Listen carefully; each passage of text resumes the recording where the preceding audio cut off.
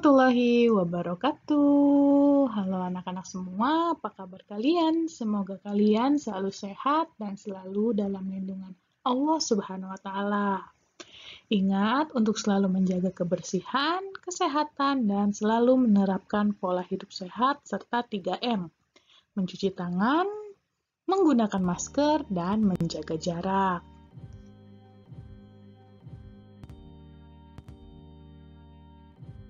Di video pembelajaran kali ini, kita akan belajar tentang tema 7, subtema 2, pembelajaran keempat.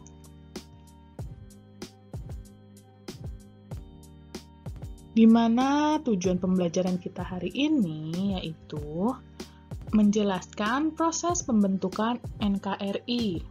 Yang kedua, kita akan menuliskan kesimpulan teks narasi sejarah. Ketiga, kita akan menjelaskan unsur-unsur kebudayaan suku bangsa di Indonesia. Kemudian, kita akan mengidentifikasi gerak pola lantai dalam tari tradisional.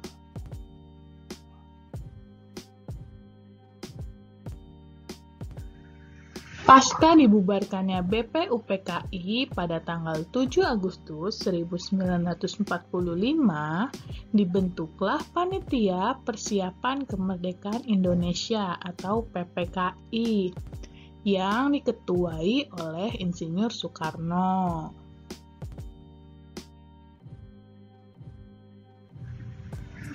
PPKI yang diketuai oleh Insinyur Soekarno memiliki beberapa tugas utama, yaitu meresmikan pembukaan dan batang tubuh Undang-Undang Dasar 1945, kemudian melanjutkan hasil kerja BPUPKI, serta mempersiapkan segala sesuatu yang berhubungan dengan masalah ketatanegaraan bagi negara baru, yaitu Indonesia. Untuk menjalankan tugas-tugasnya, PPKI segera menggelar beberapa sidang, yaitu pada tanggal 18 Agustus 1945, menetapkan dan mengesahkan Undang-Undang Dasar 1945.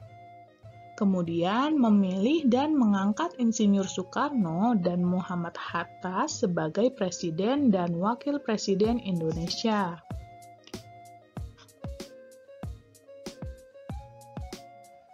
Kemudian pada tanggal 19 Agustus 1945, membentuk 12 kementerian dan 4 menteri negara.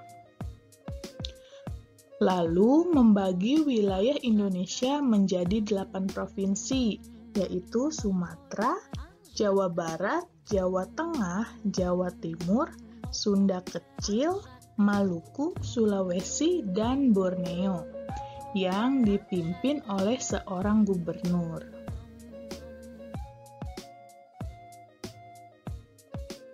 Lalu pada tanggal 22 Agustus 1945, PPKI membentuk Komite Nasional Indonesia Pusat atau KNIP sebagai pembantu presiden sebelum lembaga-lembaga negara sesuai Undang-Undang Dasar.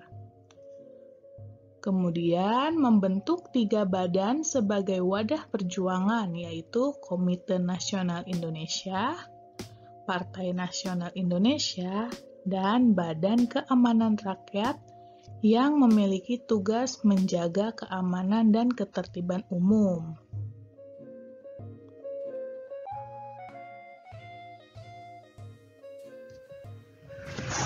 Kesimpulan adalah inti dari suatu bacaan.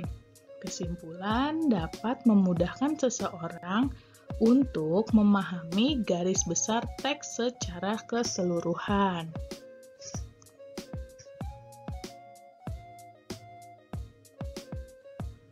Untuk menulis kesimpulan, kamu perlu yang pertama, menentukan ide pokok dari setiap paragraf dalam teks.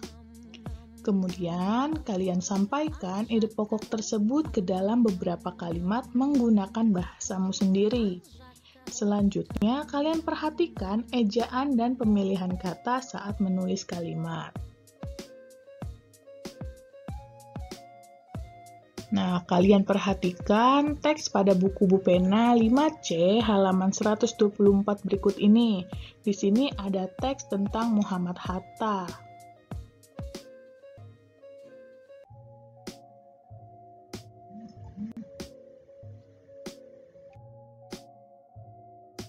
Nah, setelah kita baca, kita tentukan ide pokok dari masing-masing paragrafnya.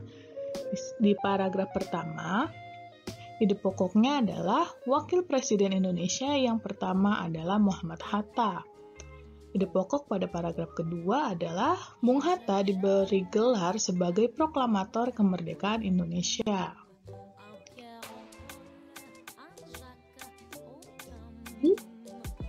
Kesimpulannya adalah Wakil Presiden Indonesia pertama adalah Muhammad Hatta. Beliau lahir di Sumatera Barat pada tanggal 12 Agustus 1902. Bung Hatta aktif di berbagai organisasi dan mendirikan Perhimpunan Indonesia. Atas jasa-jasanya tersebut, Bung Hatta diberi gelar sebagai proklamator kemerdekaan Indonesia.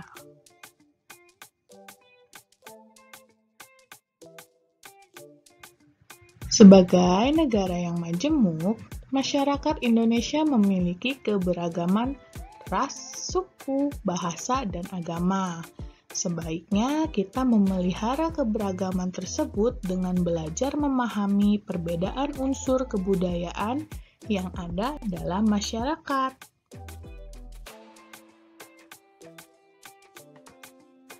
Unsur-unsur kebudayaan suku bangsa di Indonesia ada 6. Yang pertama itu ada unsur kepercayaan. Di Indonesia mengakui 6 agama, yaitu ada agama Islam, Protestan, Katolik, Hindu, Buddha, dan Konghucu. Dan Indonesia juga menjamin kebebasan masyarakatnya untuk memeluk dan beribadah sesuai keyakinan masing-masing. Kemudian unsur yang kedua ada teknologi dan peralatan, di mana perkembangan teknologi dan peralatan di Indonesia merupakan hasil kreativitas masyarakat Indonesia yang disesuaikan dengan budaya setempat. Kemudian yang ketiga ada unsur mata pencaharian. Kenampakan alam yang beragam mempengaruhi keragaman mata pencaharian masyarakat Indonesia.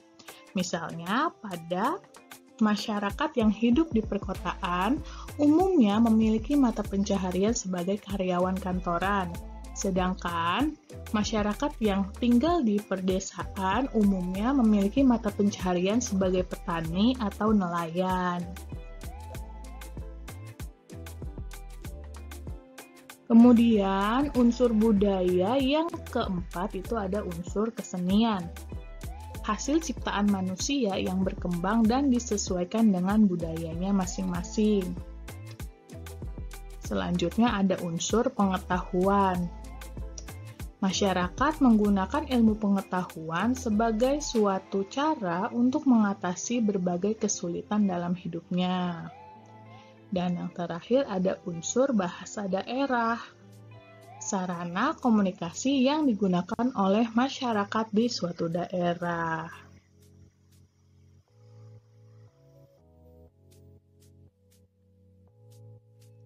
Kita ketahui kesenian adalah salah satu unsur kebudayaan yang dimiliki oleh bangsa Indonesia. Ada beragam jenis kesenian, salah satunya adalah seni tari yang menggunakan gerak tubuh sebagai media utamanya.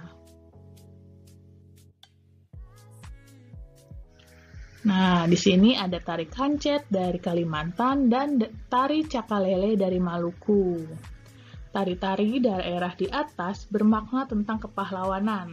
Tari kancet menggunakan pola lantai lurus ke samping, sedangkan tari cakalele menggunakan pola lantai melingkar.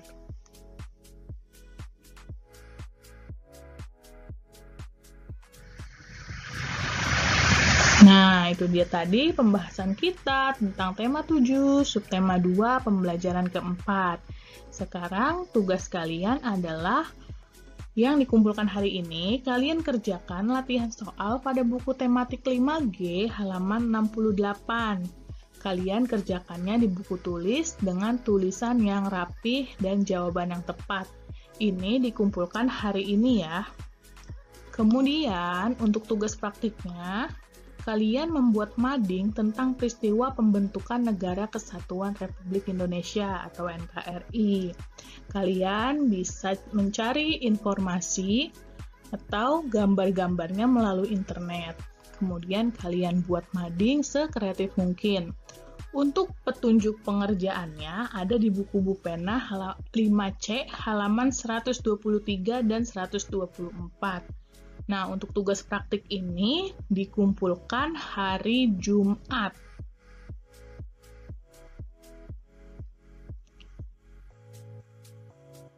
Alhamdulillah, cukup sekian video pembelajaran kita hari ini.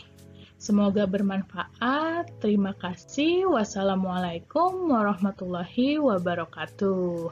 Selamat belajar dan tetap semangat.